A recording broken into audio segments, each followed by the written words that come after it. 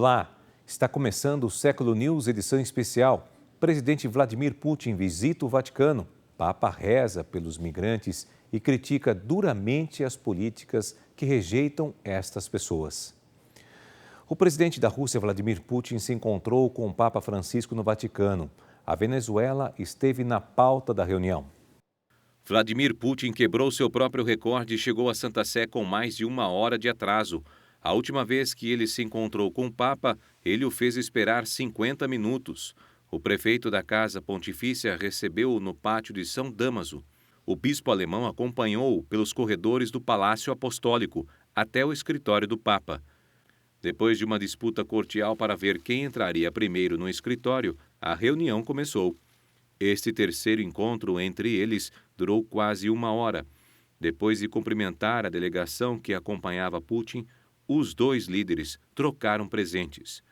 O presidente russo apresentou ao Papa Francisco um filme sobre Michelangelo, Pecado, do cineasta Andrei Konchalovsky. Allora, uno dei nostri registi più famosi, che ha vissuto molto in Italia e ha un rapporto molto buono con l'Italia, ha fatto questo film. Передать ей не может. Надеюсь, вас найдется несколько минут, чтобы посмотреть. E poi mi ha chiesto di passare questo libro su questo film e poi io spero che lei abbia qualche minuto per vedere anche un po' di questo film. Ele também deu ao Papa um ícone de São Pedro e São Paulo. O Papa Francisco apresentou a Vladimir Putin vários presentes com o mesmo tema, a paz. Um deles é um medalhão comemorando o fim da Primeira Guerra Mundial e outro a sua mensagem anual para a paz.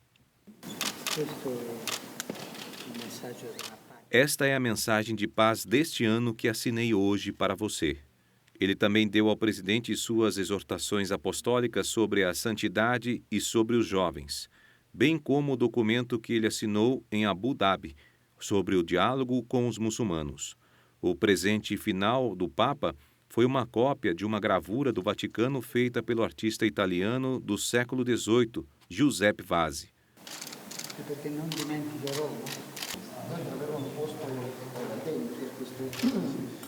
No final da reunião, o Papa Francisco fez um gesto ao tradutor e deu-lhe um rosário antes de se despedir de Putin.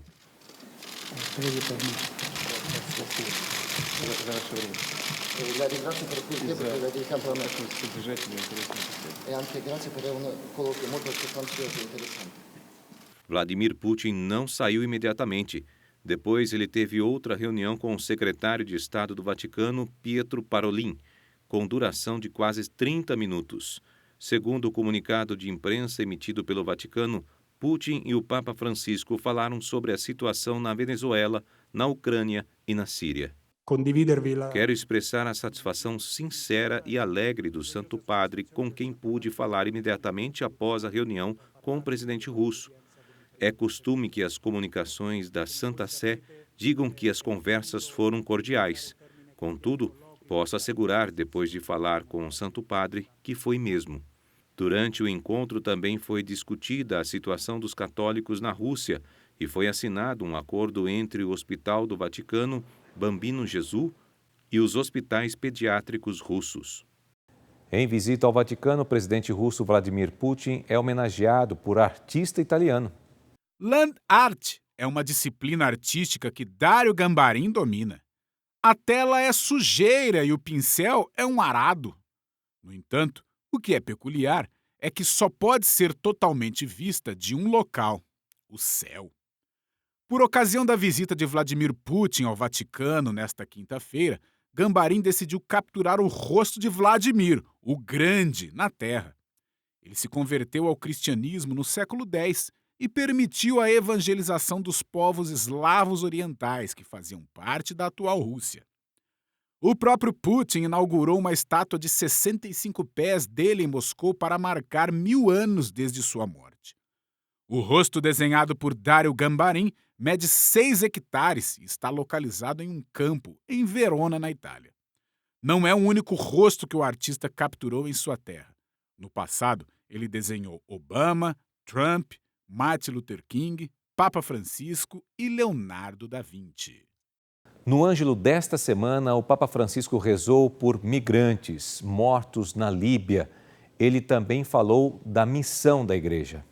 No Ângelus de domingo, o Papa Francisco refletiu sobre quando Jesus envia 72 discípulos em uma missão além dos 12 apóstolos. Ele disse que esse número de discípulos é significativo, como quando no livro de Gênesis 72 diferentes nações são mencionadas. Como resultado, este envio prefigura a missão da igreja de proclamar o evangelho a todos os povos. Que é itinerante. A missão é baseada na oração. É itinerante, não estacionária. Requer desapego e pobreza, o que traz paz e cura. Esses são sinais da proximidade do reino de Deus, que não é proselitismo, mas proclamação e testemunho. Testimoniança. O Papa observou como os discípulos voltaram cheios de alegria. Isso é por causa de sua consciência em serem chamados por Deus para seguir seu filho. Depois da oração do Ângelus, o Papa Francisco convidou todos os cristãos a orarem pelos migrantes mortos durante um ataque aéreo em um centro de detenção na Líbia. Ele também lembrou as vítimas que sofreram em outros países. Prego per le vittime. A comunidade internacional não pode tolerar tais eventos sérios. Eu rezo pelas vítimas. Que o Deus da paz receba os mortos e apoie os feridos. Espero que os corredores humanitários possam ser abertos de forma organizada e concertada para os migrantes mais necessitados. Lembro-me também de todas as vítimas dos recentes massacres no Afeganistão, no Mali, em Burkina Faso e no Níger. Vamos orar juntos. Mali, Burkina Faso e Níger. Preghiamo insieme. De acordo com relatórios da ONU, os ataques aéreos de 2 de julho na Líbia fizeram 53 mortos e mais de 130 feridos. Entre os mortos estão 6 crianças. E por falar em imigrantes, o Papa Francisco rezou uma missa para eles na Basílica de São Pedro. Ele disse palavras duras contra as políticas que rejeitam essas pessoas. A Basílica de São Pedro recebeu uma cerimônia litúrgica especial para acolher migrantes, refugiados e voluntários. O próprio Papa celebrou a missa. Francisco permaneceu sério durante a cerimônia. Na homilia, ele quase chorou ao refletir sobre os migrantes que sofrem e os refugiados que são vistos como seres humanos menos dignos. Esses últimos são abandonados e traídos para morrer no deserto. Esses últimos são torturados, abusados e violados em campos de detenção. Esses últimos enfrentam as ondas de um mar implacável. Esses últimos são deixados em campos de acolhimento por muito tempo, apesar de serem chamados de temporários. Esses são apenas alguns dos menores que Jesus nos pede para amar e apoiar. O Papa Francisco não analisou as decisões políticas tomadas em relação à crise migratória. No entanto, ele pediu que esse drama humano não fosse negligenciado e minimizado. Estas não são meras questões sociais ou migratórias. Não se trata apenas de migrantes, no duplo sentido de que os migrantes são, antes de tudo, pessoas humanas. Eles são um símbolo de todos aqueles rejeitados pela sociedade globalizada de hoje. A ONU informou que desde a Segunda Guerra Mundial nunca houve um número tão grande de deslocamentos em todo o mundo. Estima-se que mais de 70 milhões de pessoas estão fugindo de suas casas por causa da fome, miséria e guerra. No final da missa, o Papa Francisco cumprimentou todos os participantes que estavam na cerimônia, um por um. Cerca de 250 pessoas no total. O recente encontro entre os presidentes dos Estados Unidos e da Coreia do Norte deu uma leve esperança de abertura norte-coreana ao mundo. Os cristãos que vivem lá sofrem perseguições diariamente.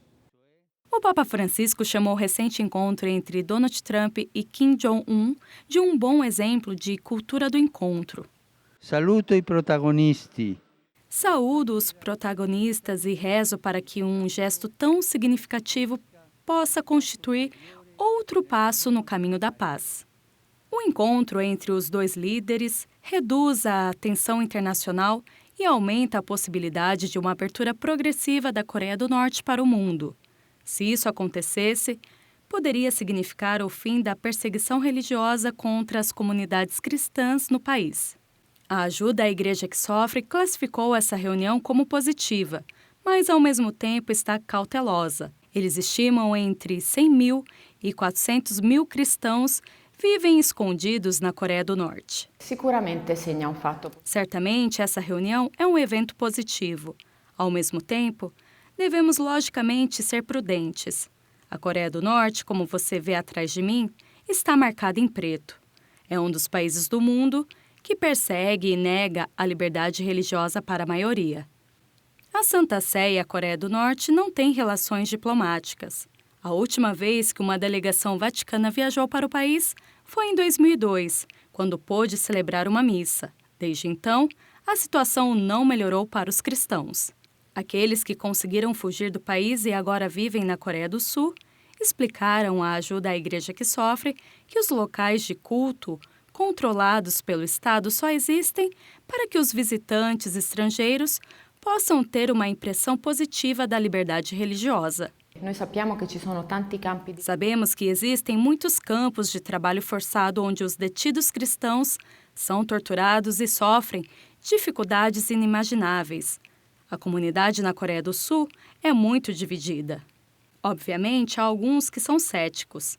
Tivemos a chance de conversar com as pessoas de lá e muitas imaginam que esse encontro entre Trump e Kim Jong-un seja uma operação de maquiagem para limpar a imagem da Coreia do Norte. A ajuda à igreja que sofre diz que talvez um dia o Vaticano possa intervir na Coreia do Norte da mesma maneira que João Paulo II fez em Cuba, quando pediu aos líderes do governo que se abrissem para o mundo. Há pequenos gestos que oferecem esperança.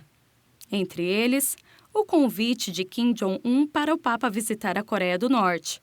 É uma oferta que o Papa Francisco poderia aceitar, especialmente porque ele vai estar em viagem ao Japão em novembro. O Vaticano lançou um documento sobre o segredo de confissão. O texto reforça a ideia de que o que é dito dentro do confessionário permanece em sigilo absoluto. O Vaticano reitera que o selo da confissão é inviolável. A regra foi escrita em um novo documento do Penitenciário Apostólico. Ela diz que uma lei que busca forçar a inviolabilidade do selo sacramental constituiria uma ofensa inaceitável contra a liberdade da Igreja. Também violaria a liberdade religiosa e a consciência, tanto do confessor quanto do penitente. O Vaticano se opõe a propostas legislativas como o projeto de lei que está em andamento no Chile e a recomendação da Comissão Real da Austrália.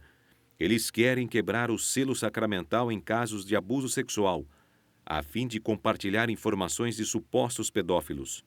Por esta razão, esse documento insiste que não há exceção em que o selo sacramental possa ser violado, nem no contexto eclesial, nem no contexto civil. O Vaticano também diz que, em face dos pecados que constituem um crime, nunca é permitido obrigar o penitente, como condição de absolvição, a entregar-se à justiça civil. É um princípio jurídico segundo o qual ninguém é obrigado a reconhecer sua culpa. Para o penitente, deve estar certo em todos os momentos que o diálogo dentro do sacramento permanecerá no segredo da confissão, entre a sua própria consciência, que é aberta à graça de Deus, e a mediação necessária do sacerdote. A nota explicativa do Vaticano também se refere às vítimas. No caso de o penitente ser aquele que foi abusado, o confessor tem que explicar seus direitos, bem como os instrumentos jurídicos concretos para denunciar o ato civil ou eclesiástico e exigir justiça. O documento do Penitenciário Apostólico reconhece que o segredo da confissão nem sempre é entendido pela mentalidade moderna. No entanto, insiste que o selo sacramental é indispensável e nenhum poder humano tem jurisdição sobre ele, nem pode reivindicá-lo. Por hoje é só, mas você pode rever as reportagens no nosso site rs21.com.br. Nós voltamos no sábado que vem. Bom fim de semana. Até lá.